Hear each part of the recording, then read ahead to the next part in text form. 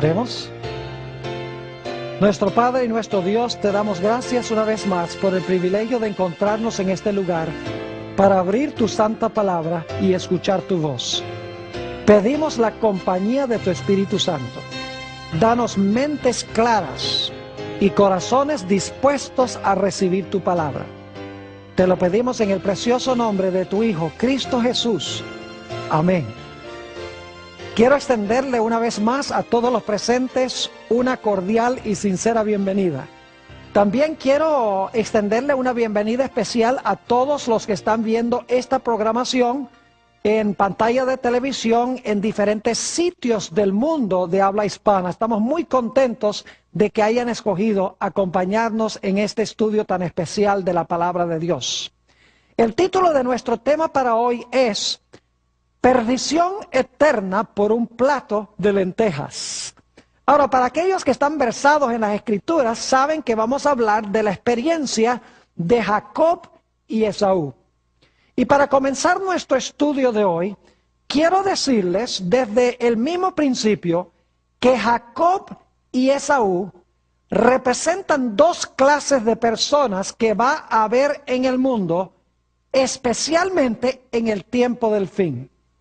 En realidad, Jacob y Esaú representan a los justos y a los impíos. Sus caracteres indican la clase de carácter que tendrán aquellos que vivirán en este mundo al final de la historia y también a través de toda la historia.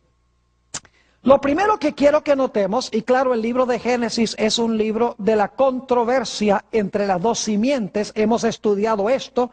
Ismael, ustedes recuerdan Ismael e Isaac, la serpiente y la mujer, la simiente de la serpiente, la simiente de la mujer, la serpiente y la simiente de la mujer, los hijos de Dios, las hijas de los hombres, José y sus hermanos. O sea que el libro de Génesis es una ilustración del gran conflicto entre el bien y el mal. Y la historia de Jacob y Esaú no es la excepción.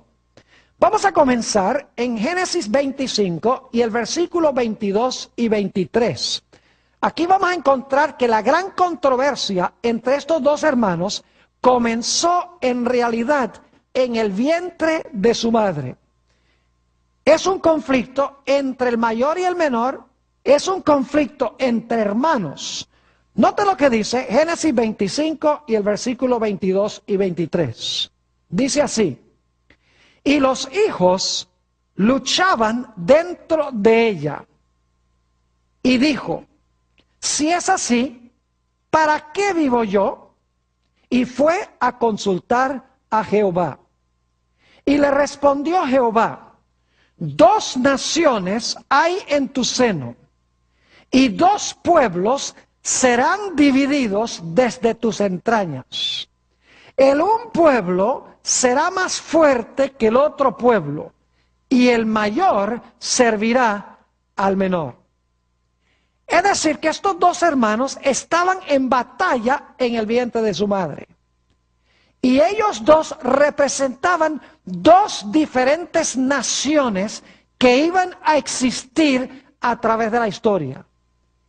Y la ironía es que según el relato, el mayor iba a servir al menor, que es diferente que lo que generalmente uno esperaría. Ahora, notamos el carácter de estos dos muchachos, el contraste que hay. En Génesis el capítulo 25 y el versículo 27, Génesis 25, 27, nos da el contraste entre estos dos muchachos cuando estaban creciendo como jóvenes. Dice allí: y crecieron los niños, y Esaú fue diestro en la caza, hombre del campo, pero Jacob era varón quieto que habitaba en tiendas. Es decir, uno era fiero, era cazador, mientras que el otro era quieto y más bien casero. Uno se parecía más a su padre, mientras que el otro, Jacob, se parecía más a su madre. Es interesante notar que en un libro que se llama Historia de la Redención, una autora ha dicho estas palabras en cuanto a Jacob y Esaú. Dice así, y es una cita corta: Jacob y Esaú representan dos clases de personas. Jacob a los justos y Esaú a los impíos. Es decir, el carácter de estos dos individuos representa dos diferentes grupos que existen en el mundo: los justos y los impíos. Ahora, es interesante notar que Esaú era un hombre mundano que despreciaba en gran medida las cosas de Dios por los placeres presentes. Quiero hablar un poco sobre la primogenitura, que era muy importante en los tiempos bíblicos. Leamos Génesis, el capítulo 25 y el versículo 29 al 34. Génesis 25, 29 al 34. Notamos aquí que un día Esaú regresa del campo y está muerto de hambre. Claro, esa es una expresión que usamos en español. Él por lo menos creía que se estaba muriendo de hambre. Y fíjense cómo se desarrolla esta historia. Dice allí: y guisó Jacob un potaje, y volviendo Esaú del campo, cansado, dijo a Jacob: te ruego que me des a comer de ese guiso rojo. En realidad eran lentejas, pues estoy muy cansado. Por tanto fue llamado su nombre Edom. Edom significa bermejo o significa rojo. Y Jacob respondió: véndeme este día tu primogenitura. Entonces dijo Esaú: he aquí, yo me voy a morir. ¿Para qué pues me servirá la primogenitura? ¿Ustedes creen que en realidad Esaú se estaba muriendo de hambre? ¿Que no hubiera podido durar un poco de tiempo hasta que su madre le hiciera algo de comer? En realidad no se estaba muriendo de hambre, pero para él era más importante llenar su estómago que la primogenitura. Ahora, debemos preguntarnos, ¿por qué era importante la primogenitura? Por tres razones. En primer lugar, porque el primogénito recibía una doble porción de lo que poseía el padre. Y también era el gobernante de la casa, el jefe de la casa. En segundo lugar, el primogénito tenía derecho de ser el sacerdote o el dirigente espiritual de su hogar. Y en tercer lugar, y este era el más importante, el primogénito tenía el privilegio de ser el progenitor o el antecesor del Mesías. Es decir, que el primogénito ocupaba una posición muy importante: gobernante, sacerdote y progenitor del Mesías. Y Esaú no le importó nada de eso. Prefirió echar a un lado eso por un plato de lentejas. Hablemos un poco más del carácter de Esaú, porque el carácter de él representa el carácter de aquellos que van a ser impíos en los últimos días de la historia. Y vale decir que los impíos no van a ser solamente gente atea, gente mundana, sino que va a ser gente cristiana que profesa el nombre de Jesús, que son hermanos de los que se van a salvar, pero que en realidad viven por el momento presente en vez de vivir para la salvación eterna en el futuro. Esaú quería disfrutar de los privilegios de la primogenitura, pero no quería cumplir ninguna de las responsabilidades. Es decir, quería ser el gobernante de la casa y recibir el doble de la herencia de su padre, pero no le interesaba ser el líder espiritual de su casa, ni tampoco le interesaba ser progenitor del Mesías. ¿Cómo era el carácter de Esaú? Nuevamente, en mi libro favorito sobre la historia de esta época, Patriarcas y Profetas, página 176, encontramos la siguiente descripción del carácter de Esaú. Dice, pero Esaú no amaba la devoción, ni tenía inclinación hacia la vida religiosa. Las exigencias que acompañaban a la primogenitura espiritual eran para él una restricción desagradable y hasta odiosa. Es decir, las responsabilidades de la primogenitura eran odiosas para él. Ahora escuche, la ley de Dios, condición del pacto divino con Abraham, era considerada por Esaú como un yugo servil. Es decir, la ley era un yugo para él. Inclinado a la complacencia propia, nada deseaba tanto como la libertad para hacer su gusto. Para él, el poder y la riqueza, los festines y el alboroto consistían la felicidad o constituían la felicidad. Se jactaba de la libertad ilimitada de su vida indómita y errante. Es decir, a Esaú no le importaban las cosas espirituales. A Esaú no le importaba que de él podría venir últimamente el Mesías prometido. Él vivía para el momento presente, la riqueza y el placer. Es más, Esaú se caracterizaba por ser desobediente a su padre. Fíjense que el padre le había dicho a Jacob que cuando tomara esposa, la tomara de entre el pueblo de Dios. Pero Esaú, cuando él escuchó que su padre le dijo a Jacob, toma mujer de entre el pueblo de Dios, Esaú dijo, yo no tengo que hacerlo. Y él fue en descarada desobediencia en contra de su padre y tomó mujeres de Canaán. Es decir, era un rebelde contra la voluntad de Dios. Note lo que dice Génesis 28 y el versículo 6 al 9. Dice allí, en Génesis, el capítulo 28, 6 al 9, y vio Esaú cómo Isaac había bendecido a Jacob y le había enviado a Padán Aram para tomar para sí mujer de allí. Y que cuando le bendijo le había mandado diciendo, no tomarás mujer de las hijas de Canaán. Y que Jacob había obedecido a su padre y a su madre. Y se había ido a Padán Aram. Vio asimismo Esaú que las hijas de Canaán parecía mal a Isaac su padre. Y se fue Esaú a Ismael y tomó para él por mujer a Malta, hija de Ismael, hijo de Abraham, hermana de Nabaiot, además de sus otras mujeres. Es decir, Esaú dice, a mí no me importa lo que diga mi papá, yo voy a tomar mujeres cananeas si quiero tomarlas.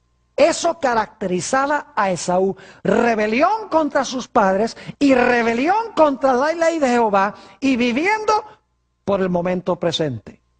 Ahora, hay un dato muy interesante en cuanto a Esaú, y es que con él se identifica constantemente el color rojo.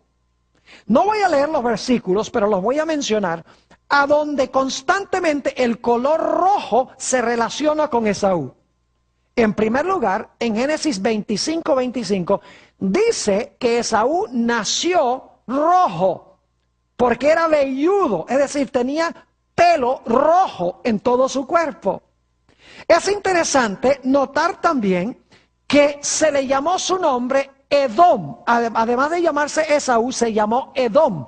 Y Edom significa ¿qué cosa? Significa bermejo o rojo. Es interesante también que, como leímos, Esaú vendió su primogenitura por un potaje de lentejas ¿de qué color? Rojas. Interesante. Además de eso, los mejores lagares que había en ese lugar se encontraban en Edom y en Bosra, lagares a donde se hacía el vino rojo. Además de eso, a través de todo el Antiguo Testamento, Edom, que es otro nombre para Esaú, se identifica con el derramamiento de sangre. No tenemos tiempo de leer todos los versículos, pero les voy a mencionar algunos de los rasgos de carácter de los edomitas, descendientes de Esaú. En primer lugar, encontramos que los descendientes eran arrogantes y orgullosos. Pueden encontrar eso en Jeremías 49 y el versículo 6. En segundo lugar, era gente cruel, supremamente cruel. Abdías 3 nos dice eso. Eran además de eso vengativos. Ezequiel, el capítulo 26 y el versículo 12 dice que les encantaba la venganza. Además de eso eran idólatras. Según dice Segunda de Crónicas 25 y el versículo 10 y el versículo 14, hablando de un individuo que era supremamente idólatra. Encontramos también que eran supersticiosos. Jeremías el capítulo 27 y el versículo 3 y el versículo 9 estaban llenos de superstición. Además de eso, Ezequiel el capítulo 27 y el versículo 20 dice que eran tramposos en los negocios. No les gustaba la honestidad en los negocios.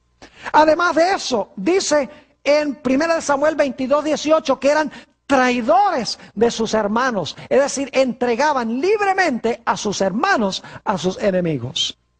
Así era el carácter de Esaú y de los idumeos. Ahora es interesante notar cómo se desarrolla esta trama. Nos dice que llegó el momento en que Isaac iba a bendecir a Esaú para darle la primogenitura, aunque Esaú legítimamente la había vendido, pero parece que eso no se podía hacer ante la vista de Dios. No era legal el negocio que habían hecho. Entonces Isaac le dijo a Esaú: ve y mata el animal y tráeme la comida para que yo te pueda bendecir. Y Jacob y la mamá están escuchando. Y la mamá dice, Raquel dice: mira, se está poniendo muy cerca esta cosa, aunque Dios dijo que el mayor iba a servir al menor. Llegó el momento, tenemos que hacer algo. Y por lo tanto ustedes conocen la historia. Jacob y su madre tramaron un engaño para Isaac, haciendo que Jacob pareciera que fuera Esaú, para entonces quitarle la bendición a su hermano. Isaac bendijo a Jacob. Y poco después llega Esaú y le dice a su padre: padre, he traído la comida para que pronuncies sobre mí tu bendición. Y le dice Isaac: siento mucho, hijo, pero ya bendije a Jacob. Note lo que dice en Génesis 27 y el versículo 37. Lo que dijo Isaac a su hijo Esaú. Dice: Isaac respondió y dijo a Esaú: he aquí yo le he puesto por señor tuyo, y le he dado por siervos a todos sus hermanos. De trigo y de vino le he provisto. ¿Qué pues te haré a ti ahora, hijo mío? Es decir, el menor recibió la primogenitura, tal cual lo había dicho Dios.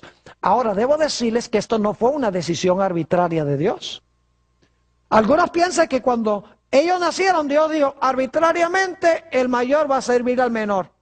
Dios sabía cuando nacieron qué elecciones ellos iban a hacer. No es que Dios está determinando lo que está pasando, sino que Dios sabe las decisiones que ellos van a tomar, que va a determinar lo que va a suceder. Ahora es interesante notar la reacción de Esaú cuando se dio cuenta que su padre le había dado la bendición a su hermano Jacob. Génesis 27 y el versículo 34.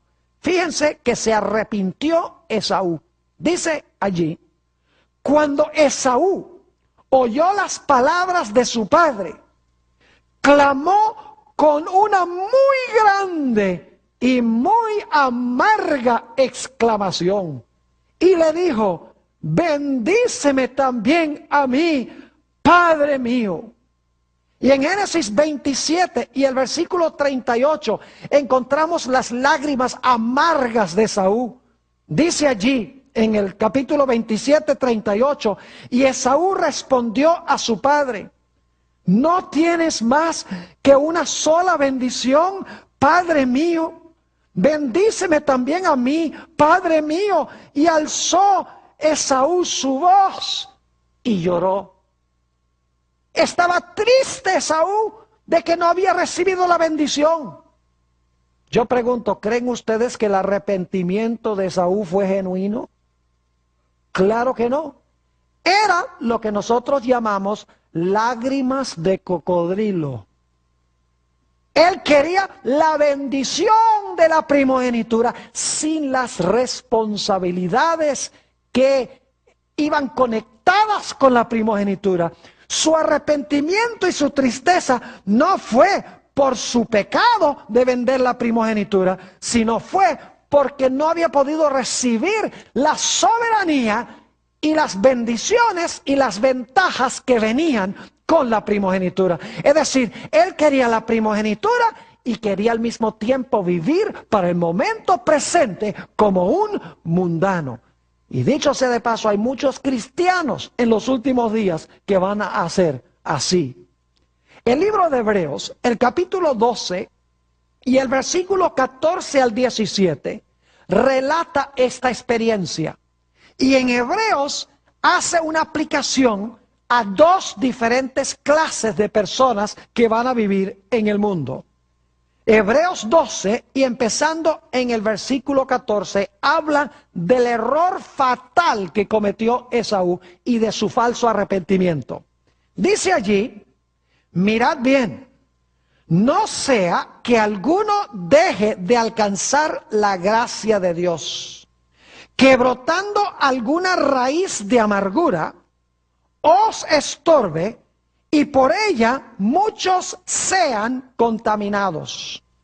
No sea que haya algún, ahora escuchen, algún fornicario o profano como Esaú, que por una sola comida vendió su primogenitura.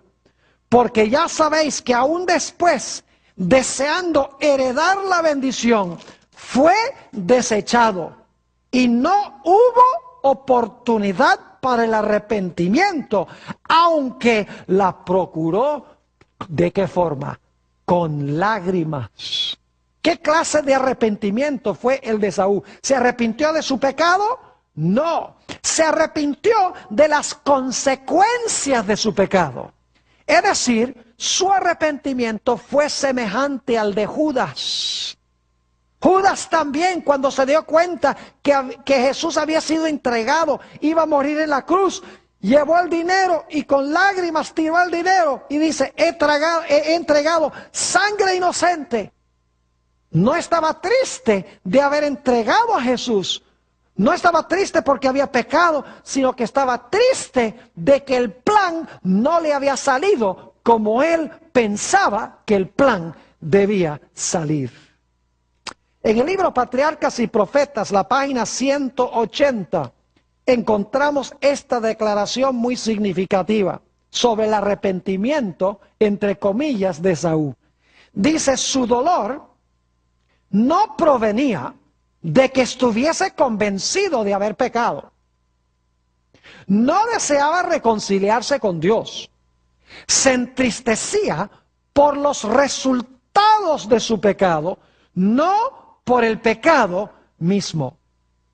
Y ahora quiero que noten que como resultado de Jacob recibir la bendición y la primogenitura, porque era, a pesar de que lo hizo de una manera equivocada, vamos a encontrar que el arrepentimiento de Jacob fue un arrepentimiento genuino por el pecado que cometió y no por las consecuencias de su pecado. Encontramos que la Biblia nos dice que Esaú se llenó de odio y de ira contra su propio hermano que había recibido la bendición de Dios. Dice en Génesis 27 y el versículo 41 lo siguiente: y aborreció Esaú a Jacob por la bendición con que su padre le había bendecido. Fíjese que ahora entra odio en su corazón contra el que era fiel a Dios, contra el primogénito. Sigue diciendo, y dijo en su corazón, llegarán los días del luto de mi padre, ¿y yo qué?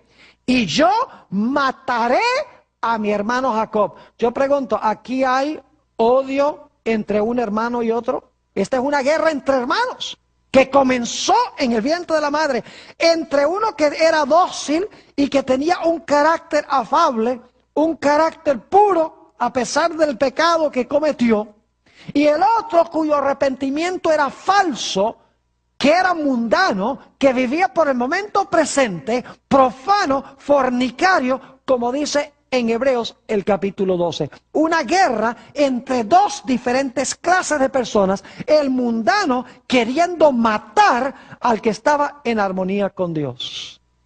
Como resultado de su pecado, Jacob tuvo que abandonar su hogar feliz y tuvo que irse a otra tierra.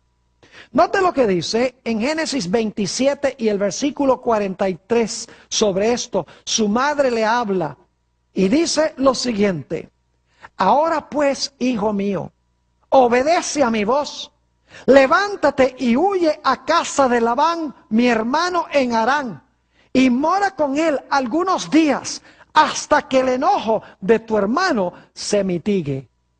Es decir, Jacob, por causa de su pecado, tuvo que huir de su hogar feliz. Y dicho sea de paso, nunca más iba a ver su madre. Por causa de su pecado tuvo que irse de su casa. Y luego Jacob, después de viajar por un par de días, llegó a un lugar que luego se llamó Betel. Se acostó con su cabeza sobre unas piedras. Y dice la Biblia que tuvo un sueño. Y en ese sueño vio el cielo abierto, una escalera apoyada en la tierra que alcanzaba hasta el alto cielo. Y Dios estaba arriba de la escalera. Y subiendo y bajando por la escalera había ángeles de Dios. De esta manera Dios le estaba diciendo a Jacob: Jacob, aunque tú pecaste, aunque tú hiciste mal en engañar a tu padre y robarle la primogenitura a tu hermano, quiero que sepas que hay esperanza para ti, porque tú te has arrepentido de verdad por lo que tú has hecho. Te doy la seguridad del perdón, porque te has arrepentido de verdad de tu pecado. Es decir, el abismo entre el cielo y la tierra ya no existe para ti. Hay comunión entre el cielo y la tierra.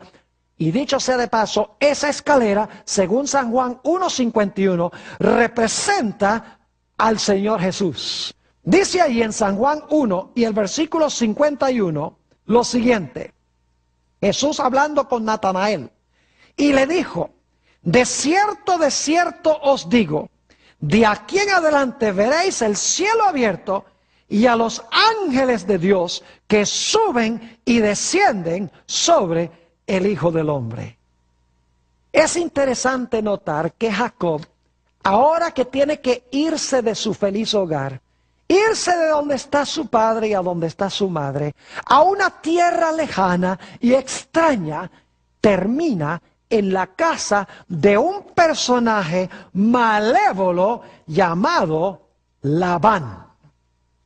Ahora es interesante estudiar el carácter de Labán. No tenemos tiempo de analizar todo el carácter de Labán, pero les voy a mencionar solamente algunos de los rasgos de él. Ustedes pueden leer la historia como se encuentra entre Génesis 28 y Génesis 34 aproximadamente. Pero si ustedes miran, el carácter de Labán es muy parecido al carácter de Satanás. Porque él es un individuo que es un engañador, es un estafador, es un ladrón. Quiere que Jacob sea su siervo para siempre. Es un mentiroso, es un acusador y es un hipócrita. Quiero que leamos de Génesis 31, 26 al 29, algunos detalles en cuanto a Labán. Esto es cuando Jacob se iba a ir de la casa de Labán y se estaba llevando a las dos hijas de Labán, con quienes se había casado. Dice, y dijo Labán a Jacob, ¿qué has hecho? Me engañaste. ¿Y has traído a mis hijas como prisioneras de guerra? ¿Por qué te escondiste para huir y me engañaste? Y no me lo hiciste saber para que yo te despidiera con alegría y con cantares, con tamborín y arpa. Mentiroso. Si ustedes miran la historia van a encontrar que él no tenía ninguna intención de hacer eso. Sigue diciendo, pues ni aún me dejaste besar a mis hijos y a mis hijas. Ahora locamente has hecho. Poder hay en mi mano para hacerte mal. Es decir, tenía ganas de hacerle mal a Jacob. Dice, mas el Dios de tu padre me habló anoche diciendo, guárdate que no hables a Jacob descomedidamente. El carácter egoísta, mentiroso, lisonjero y deshonesto de Labán se encuentra también en Génesis el capítulo 31 y el versículo 41 y 42. Dice allí, hablando Jacob a Labán, así he estado 20 años en tu casa, 14 años te serví por tus dos hijas y 6 años por tu ganado, y has cambiado mi salario 10 veces, claro, como le convenía. Y sigue diciendo, si el Dios de mi padre, no es el Dios de él, el de Labán, sino el Dios de mi padre, Dios de Abraham y temor de Isaac, no estuviera conmigo, de cierto me enviarías ahora con las manos vacías. Pero Dios vio mi aflicción y el trabajo de mis manos y te reprendió anoche. Es decir, el carácter de Labán, cuando se analiza con cuidado, es idéntico al carácter de Satanás. Es decir, Jacob tuvo que abandonar su feliz hogar y se fue a tierra lejana y terminó en la casa de Labán, el engañador, el estafador, el hipócrita. Después de servir Jacob, de haberse ido de su casa por 20 años, llegó el momento en que Dios le dijo, es tiempo de que regreses a tu hogar perdido. Y por lo tanto, Jacob reúne a su familia y emprende viaje de regreso a su hogar perdido, de regreso a Canaán. Cuando llega a las mismas fronteras de Canaán, cuando llega a las fronteras de su hogar, y esto es muy importante porque la tierra de Canaán simboliza en realidad el cielo, es el lugar donde va a habitar el pueblo de Dios. Si ustedes leen Hebreos el capítulo 11, dice que Canaán representaba la ciudad cuyo artífice y constructor es Dios. Es decir, Jacob ahora va a entrar a Canaán e inmediatamente antes de entrar a Canaán, escucha que Esaú, su hermano, quien lo odia porque Jacob ha recibido la bendición, viene contra él con 400 hombres para destruirlo junto con toda su familia. Y como resultado, ahora viene lo que se conoce como el tiempo de angustia de Jacob. Escuchando que viene su hermano para destruirlo, Jacob ahora teme de que él y toda su familia van a perecer. Y por lo tanto ahora Jacob empieza a reclamar las promesas de Dios, porque Dios le había dicho allá en Betel, que significa la casa de Dios, a donde había tenido el sueño de la escalera, Dios le había dicho a Jacob, mira Jacob, yo te voy a acompañar, voy a estar contigo, tú vas a regresar a esta tierra, vas a tener una descendencia tan grande que nadie la puede contar, y mi bendición va a estar contigo. Y ahora Jacob se arrodilla y empieza a recordarle a Dios las promesas que él había dado allá cuando estaba en Betel. Señor, tú prometiste que ibas a proteger mi vida. Tú prometiste de que ibas a traer la bendición. Tú prometiste que iba a tener una gran descendencia. Pero ahora Esaú viene y va a destruir a la familia. Leamos Génesis 32 y el versículo 6. Dice aquí: y los mensajeros volvieron a Jacob diciendo: vinimos a tu hermano Esaú, y él también viene a recibirte, y 400 hombres con él. Y luego en el capítulo 32, 9 al 12, encontramos la oración de Jacob. Mis hermanos y hermanas apreciados, lo que Jacob teme es que su pecado que cometió hace 20 años ha sido tan grande a la vista de Dios, de que no puede reclamar la promesa de la protección de Dios. Porque a pesar de que Dios había dicho a Jacob: yo te perdoné, le había mostrado la escalera, Jacob no había sido capaz de perdonarse él mismo. Dios lo había perdonado, pero Jacob no se sentía perdonado. En ese momento dice: ahora yo no puedo reclamar las promesas de Dios, porque mi pecado es demasiado grande. Dios va a permitir que Esaú venga y me destruya junto con mi familia. Y por lo tanto dice en Génesis 32 y el versículo 9 al 12: y dijo Jacob: Dios de mi padre Abraham y Dios de mi padre Isaac, Jehová que me dijiste: vuélvete a tu tierra y a tu parentela, y yo te haré bien. Menor soy yo que todas las misericordias y que toda la verdad que has usado para con tu siervo. Pues con mi cayado pasé este Jordán, y ahora estoy sobre 2 campamentos.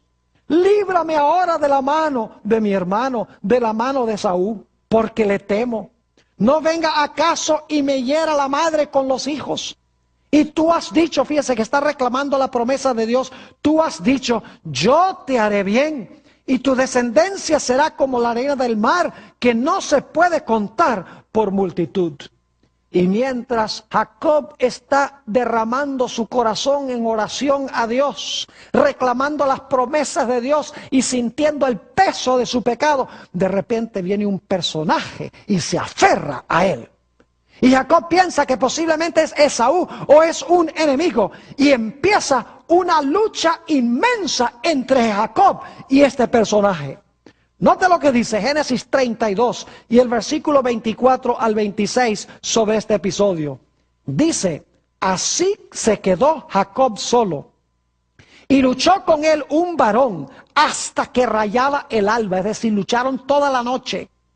Y cuando el varón vio que no podía con él, tocó en el sitio del encaje de su muslo, y se descoyuntó el muslo de Jacob mientras con él luchaba. Y dijo: ahora tiene que haber tenido un dolor increíble Jacob, porque se había descoyuntado su muslo. Los que han tenido una experiencia como esta saben que es un dolor intenso. Y sin embargo, este personaje en el versículo dice: y dijo: déjame, porque raya el alba. Y Jacob le respondió: no te dejaré, sino me bendices. Ya Jacob sabía que no estaba luchando con un enemigo común y corriente. Estaba luchando en oración y estaba luchando en su vida con Dios mismo, con el personaje que se conoce como el ángel del pacto o el ángel de Jehová. Lo interesante es que ahora el que está luchando con Jacob le va a cambiar su nombre. Saben que en la Biblia el nombre representa el carácter. No se da un nombre solamente para distinguir a una persona de otra, sino que se ponía un nombre porque los padres querían que esa persona tuviera ese carácter, o porque Dios les reveló cómo iba a ser el carácter de esa persona. Así que un cambio de nombre sería un cambio de carácter. El nombre Jacob significa suplantador, alguien que suplanta a otro por el engaño. Pero él había vencido eso. Él se había arrepentido sincera y genuinamente, no como Esaú, la consecuencia por el pecado, sino que se había arrepentido del pecado. Y Dios le había perdonado y había vencido en 20 años en la casa de Labán. A pesar de las aflicciones y los problemas, las dificultades, las vicisitudes, a pesar del calor del sol, Jacob había aprendido a mantenerse fiel a Dios y a confiar en el Señor. Y ahora su carácter había cambiado, se había fortalecido y reflejaba el carácter de Dios. En Génesis 32, 27 y 28 encontramos estas palabras en cuanto a esta experiencia. Y el varón le dijo, ¿cuál es tu nombre? Y él respondió, Jacob, es decir, suplantador. Y el varón le dijo, no se dirá más tu nombre Jacob, sino Israel. El nombre Israel significa príncipe de Dios. Y luego explica por qué. Porque has luchado con Dios y con los hombres y has vencido. Es decir, su lucha era ¿con quién? Con Dios. Jacob dijo, no te soltaré hasta que tú me bendigas. Y ustedes dicen, pero ahí dice que él estaba luchando con un varón. No dice que estaba luchando con el ángel de Jehová, ni que estaba luchando con Dios. ¿Saben qué nombre le puso Jacob a ese lugar? Le puso por nombre Peniel. La palabra Peniel significa casa de Dios, a donde él luchó. Noten lo que dice Génesis 32 y el versículo 29 y 30. Génesis 32 y el versículo 29 y 30.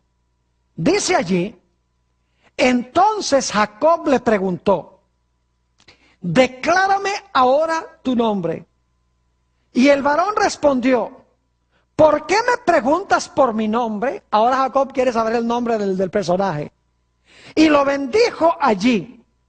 Y llamó a Jacob el nombre de aquel lugar Peniel. Porque dijo, vi a Dios cara a cara y fue librada mi alma. Ahora Jacob era victorioso sobre el pecado y sobre el mal y sobre la tentación. Nos hace recordar de Apocalipsis donde dice, el que venciere, el que venciere, el que venciere en cada iglesia. En otras palabras, el que venza la carne, el pecado, el mundo, el diablo, ese individuo tendrá también, vamos a ver, un cambio de nombre porque habrá tenido un cambio de carácter. Ahora, ¿con quién estaba luchando Jacob? El libro de Oseas, el capítulo 12 y el versículo 3 y 4 nos amplía algo en cuanto a este personaje. Oseas 12, 3 y 4. Dice allí, hablando de la experiencia de Jacob, en el seno materno, Jacob tomó por el calcañar a su hermano y con su poder venció ¿a quién? Al ángel. Venció al ángel y ¿qué? Y prevaleció. Lloró y le rogó. En Betel le halló y allí habló ¿con quién? Con nosotros. ¿Saben con quién estaba luchando Jacob? Con el ángel de Jehová, que en el Antiguo Testamento se identifica con Cristo, se identifica con Jehová, con Dios mismo. Es decir, Jacob había estado luchando con el Señor Jesucristo y su alma fue librada. Y lo interesante es que ustedes continúan leyendo esta historia y van a descubrir que ya Esaú, cuando llegó a donde estaba Jacob, llegó en paz y no lo destruyó. Dios volcó las tablas y en vez de Esaú destruir a Jacob, Dios cumplió sus promesas con Jacob. Y la vida de Jacob y de toda su familia fue librada. Ahora, ¿por qué nos ha dado Dios esta historia? Porque esta historia es una ilustración de la historia del pueblo de Dios, especialmente en los últimos días. Permítame hacer el paralelo. Al final de la historia va a haber solamente dos grupos en este mundo. Y estos dos grupos van a tener los mismos caracteres que Jacob y Esaú. Ahora ustedes notan que tanto Jacob como Esaú eran pecadores. Pero Jacob era un pecador arrepentido, mientras que Esaú era un pecador empedernido. Es decir, al final de la historia va a haber dos diferentes clases de personas, dos diferentes clases de arrepentimiento. Y como había guerra entre Jacob y Esaú, va a haber guerra entre hermano y hermano también en los últimos días. Pero Dios ha hecho promesas a su pueblo. Dios ha prometido a su pueblo que si son fieles, si se arrepienten de verdad del pecado, Dios los va a poner como reyes y sacerdotes. Esos eran los dos derechos que tenían los primogénitos en Israel. Y no solo eso, sino que tendrán el privilegio de habitar en la presencia del Mesías. Otro gran privilegio que tenía el primogénito. Los impíos, al final de la historia, van a tener el mismo carácter que tuvo Esaú. Van a profesar religión. Van a querer los beneficios de la primogenitura celestial. Pero van a ser mundanos en su conducta y en su vida. Van a vivir para el momento presente. Van a considerar que la ley de Dios nos quita la libertad, que es un yugo de servidumbre. Van a querer reclamar las promesas de bendición de Dios sin cumplir las condiciones para poder reclamar esas promesas. Dos diferentes clases de cristianos al final de la historia. Al igual que con Jacob, por causa de nuestro pecado, hemos tenido que abandonar nuestro hogar. El hogar inicial que tenía el hombre, el huerto del Edén. Y tuvimos que ir a una tierra lejana, una tierra donde impera el pecado y a donde gobierna el Labán espiritual, que ya no es Labán en persona, sino es ¿quién? Es Satanás, un engañador. Un individuo que quiere conservarnos como siervos para siempre. Un individuo hipócrita. Un individuo lisonjero y mentiroso que hace nuestra vida tanto más difícil.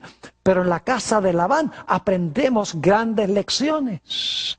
Aprendemos a ser persistentes. Aprendemos a ser fieles a Dios. Aprendemos a servir a Dios de una forma sabia y consistente. ¿Saben ustedes que muy cerca del final de la historia, Dios nos va a llamar a regresar otra vez a nuestro hogar perdido? Nos va a llamar nuevamente a regresar a Canaán, a donde era la habitación del pueblo de Dios originalmente, antes de que nosotros pecásemos. Pero la Biblia nos dice que antes de que nosotros entremos a la patria celestial, vamos a pasar por un terrible tiempo de angustia, cual no se ha visto desde que existe en el mundo nación. Note lo que dice Daniel, el capítulo 12 y el versículo 1. Daniel, el capítulo 12 y el versículo 1 nos habla de esta gran prueba final del pueblo de Dios, de este tiempo de angustia tan terrible. Dice, en aquel tiempo se levantará Miguel, el gran príncipe que está de parte de los hijos de tu pueblo. Y será tiempo de angustia, cual nunca fue desde que hubo gente hasta entonces. Pero en aquel tiempo será libertado tu pueblo, todos los que se hallaren escritos en el libro. Ahora, si ustedes leen los versículos anteriores a estos, van a encontrar que habla del rey del norte. El rey del norte representa Babilonia del libro de Apocalipsis. Representa la ramera, la iglesia apóstata de los últimos días, que está llena de la sangre y de los mártires de Jesús. Que se va a levantar, dice, con gran ira para salir y destruir a muchos.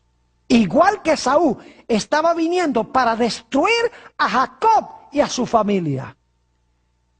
Y luego dice, en Daniel el capítulo 12 y el versículo 1, que cuando venga este tiempo de angustia, el pueblo de Dios va a ser libertado, como Jacob fue libertado de la ira de su hermano. ¿Saben ustedes que la mayoría de los cristianos ni siquiera creen que van a pasar por el tiempo de angustia? Creen que Dios se los va a llevar al cielo en lo que llaman el rapto. Y entonces los judíos son los que van a pasar por el tiempo terrible de angustia en esta tierra.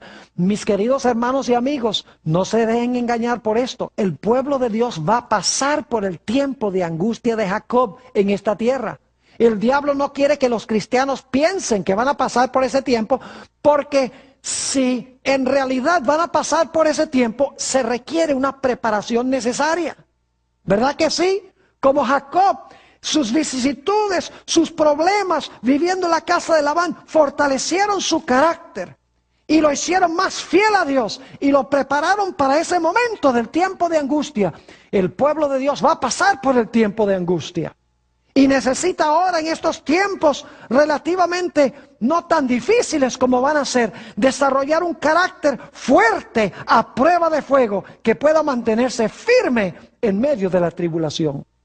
Escuchen bien, durante el tiempo de angustia, el pueblo de Dios va a pensar que sus pecados son tan grandes que Dios no puede cumplir sus promesas con ellos. Dios ha prometido bendecir a su pueblo, porque en la santa ciudad no va a haber maldición, según dice el libro de Apocalipsis. Además, Dios ha prometido que nosotros vamos a estar en una muchedumbre grande que nadie puede contar. Dios ha prometido que no va a permitir que su pueblo sea destruido. Pero cuando su pueblo pase por esta experiencia tan agonizante en los últimos días, van a tener que descansar en la gracia de Dios y el poder de Dios. Van a tener que luchar con Dios en oración, como la viuda de San Lucas, el capítulo 18, a donde dice que venía y venía y venía al juez para que el juez le hiciera justicia. Y el juez se demoraba y se demoraba y se demoraba, la viuda seguía viniendo. Hasta que finalmente el juez dijo, voy a hacerle justicia. Así va a pasar también en los últimos días. El pueblo de Dios va a venir a Dios en oración. Señor, no permitas que caigamos en manos de nuestros enemigos. Cumple tus promesas con nosotros. Nuestros pecados sabemos que son grandes. Sabemos que no merecemos ni la menor de tus misericordias. Pero Señor, tú has hecho tus promesas. Estamos tristes por nuestros pecados. Señor, libra nuestras vidas. Y ¿saben lo que va a pasar? Dios va a librar a su pueblo del tiempo de angustia de Jacob. ¿Y saben lo que va a hacer Dios con su pueblo? Pues le va a dar un nuevo nombre. Nota lo que dice Isaías, el capítulo 62 y el versículo 2. Isaías, el capítulo 62 y el versículo 2. Dice, entonces verán las gentes tu justicia, y todos los reyes tu gloria. Y te será puesto un ¿qué? Un nombre nuevo, que la boca de Jehová nombrará. ¿Y saben por qué su pueblo va a recibir un nuevo nombre? El nombre de Dios escrito en sus frentes. Porque habrán luchado con Dios y con los hombres, y habrán prevalecido, habrán ganado la victoria sobre el mundo, sobre el diablo, sobre la carne y sobre cada vicisitud de su vida. Y luego vendrá el momento en que el pueblo de Dios heredará el reino perdido.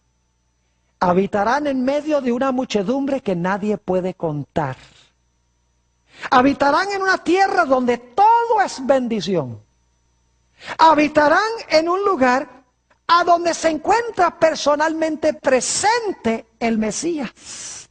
Todo lo que se le prometió a Jacob se cumplirá con el pueblo de Dios en los últimos días, cuando finalmente entren, no en la Canaán terrenal, sino que entren en la Canaán celestial.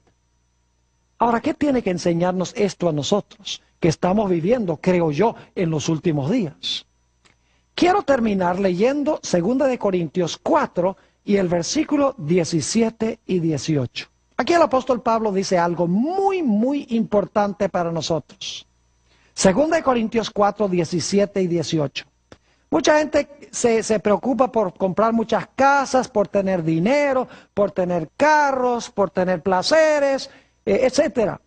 Pero saben que nada de eso vale nada, porque pronto todo eso se va a quemar. Mucha gente, muchos cristianos, la mayoría de los cristianos viven por este momento presente. Ignoran el futuro glorioso, como pasó con Esaú. Fíjense lo que dice el apóstol San Pablo. Porque esta leve tribulación momentánea, es decir, la tribulación que tenemos ahora momentánea, produce en nosotros un cada vez más excelente y eterno peso de gloria. Luego dice, no mirando nosotros las cosas que se ven, sino las que no se ven. Porque las cosas que se ven son temporales, pero las cosas que no se ven son eternas. Yo pregunto, ¿qué es más real? ¿Lo que se ve o lo que no se ve? Generalmente decimos, ver es creer. Lo que puedo palpar es real. Pero lo que dice el apóstol Pablo es que lo más real es el mundo que ahora no vemos. Mientras que el mundo que vemos y tocamos no es real, porque el mundo se desvanece. Oh, mis hermanos y hermanas, apreciados amigos que miran por la pantalla de la televisión, ojalá que Dios nos ayude a escoger la primogenitura y así habitar con el Señor para siempre.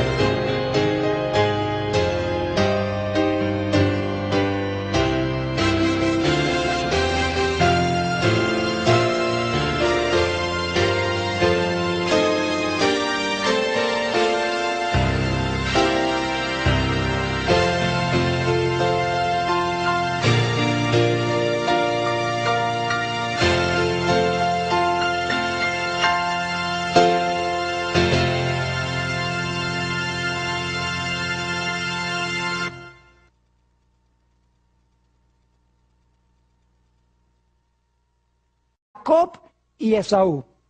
Y para comenzar nuestro estudio de hoy, quiero decirles desde el mismo principio que Jacob y Esaú representan dos clases de personas que va a haber en el mundo, especialmente en el tiempo del fin. En realidad, Jacob y Esaú representan a los justos y a los impíos. Sus caracteres indican la clase de carácter que tendrán aquellos que vivirán en este mundo al final de la historia y también a través de toda la historia. Lo primero que quiero que notemos, y claro, el libro de Génesis es un libro de la controversia entre las dos simientes. Hemos estudiado esto. Ismael, ustedes recuerdan Ismael e Isaac, la serpiente y la mujer, la simiente de la serpiente, la simiente de la mujer, la serpiente y la simiente de la mujer, los hijos de Dios, las hijas de los hombres, José y sus hermanos. O sea que el libro de Génesis es una ilustración del gran conflicto entre el bien y el mal. Y la historia de Jacob y Esaú no es la excepción. Vamos a comenzar en Génesis 25 y el versículo 22 y 23. Aquí vamos a encontrar que la gran controversia entre estos dos hermanos comenzó en realidad en el vientre de su madre. Es un conflicto entre el mayor y el menor, es un conflicto entre hermanos. Note lo que dice Génesis 25 y el versículo 22 y 23. Dice así: y los hijos luchaban dentro de ella. Y dijo: si es así, ¿para qué vivo yo? Y fue a consultar a Jehová. Y le respondió Jehová: dos naciones hay en tu seno, y dos pueblos serán divididos desde tus entrañas. El un pueblo será más fuerte que el otro pueblo, y el mayor servirá al menor. El primogénito tenía derecho de ser el sacerdote o el dirigente espiritual de su hogar.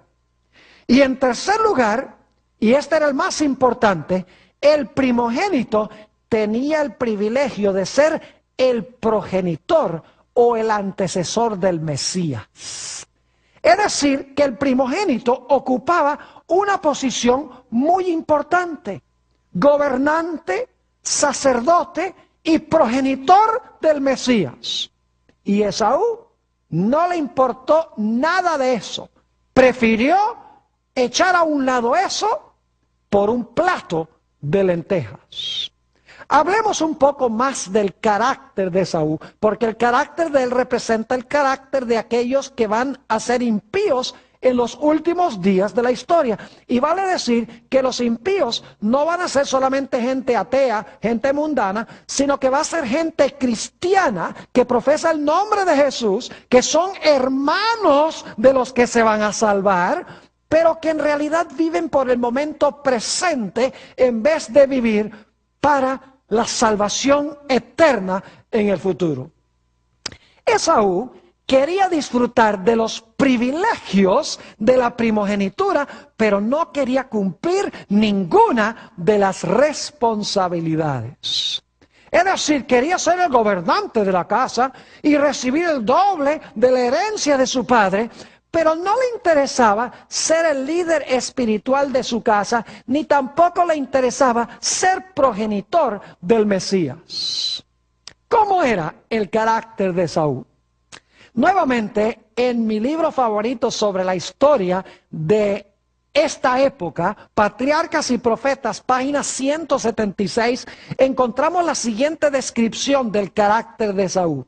Dice: pero Esaú no amaba la devoción, ni tenía inclinación hacia la vida religiosa. Las exigencias que acompañaban a la primogenitura espiritual eran para él una restricción. Es decir, que estos dos hermanos estaban en batalla en el vientre de su madre. Y ellos dos representaban dos diferentes naciones que iban a existir a través de la historia. Y la ironía es que, según el relato, el mayor iba a servir al menor, que es diferente que lo que generalmente uno esperaría. Ahora, notamos el carácter de estos dos muchachos, el contraste que hay en Génesis el capítulo 25 y el versículo 27. Génesis 25, 27 nos da el contraste entre estos dos muchachos cuando estaban creciendo como jóvenes.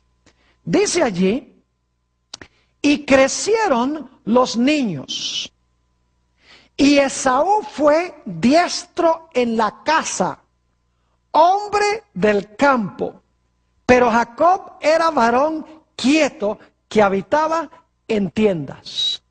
Es decir, uno era fiero, era cazador, mientras que el otro era quieto y más bien casero.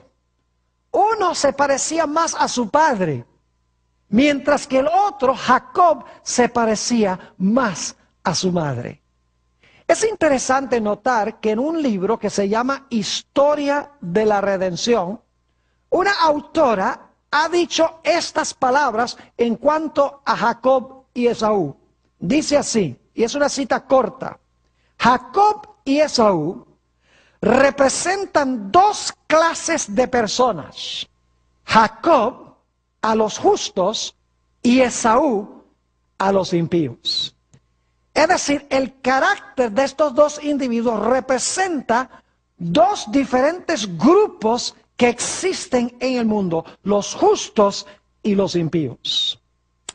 Ahora, es interesante notar que Esaú era un hombre mundano que despreciaba en gran medida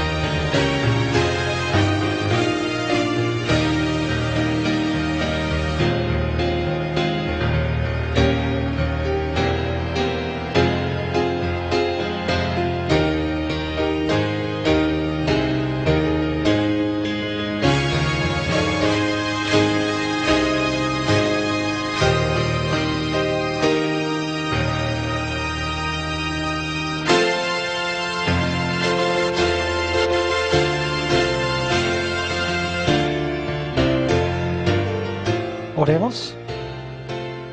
Nuestro Padre y nuestro Dios, te damos gracias una vez más por el privilegio de encontrarnos en este lugar para abrir tu santa palabra y escuchar tu voz. Pedimos la compañía de tu Espíritu Santo. Danos mentes claras y corazones dispuestos a recibir tu palabra. Te lo pedimos en el precioso nombre de tu Hijo, Cristo Jesús. Amén. Quiero extenderle una vez más a todos los presentes una cordial y sincera bienvenida. También quiero extenderle una bienvenida especial a todos los que están viendo esta programación en pantalla de televisión en diferentes sitios del mundo de habla hispana. Estamos muy contentos de que hayan escogido acompañarnos en este estudio tan especial de la palabra de Dios. El título de nuestro tema para hoy es Perdición eterna por un plato de lentejas. Ahora, para aquellos que están versados en las Escrituras, saben que vamos a hablar de la experiencia de Jacob, las cosas de Dios por los placeres presentes. Quiero hablar un poco sobre la primogenitura, que era muy importante en los tiempos bíblicos. Leamos Génesis, el capítulo 25 y el versículo 29 al 34. Génesis 25, 29 al 34. Notamos aquí que un día Esaú regresa del campo y está muerto de hambre. Claro, esa es una expresión que usamos en español. Él por lo menos creía que se estaba muriendo de hambre. Y fíjense cómo se desarrolla esta historia.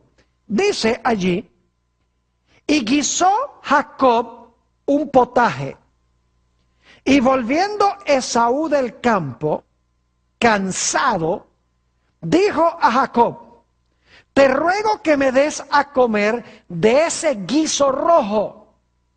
En realidad eran lentejas, pues estoy muy cansado.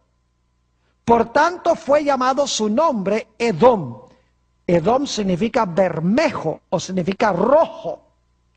Y Jacob respondió, véndeme este día tu primogenitura.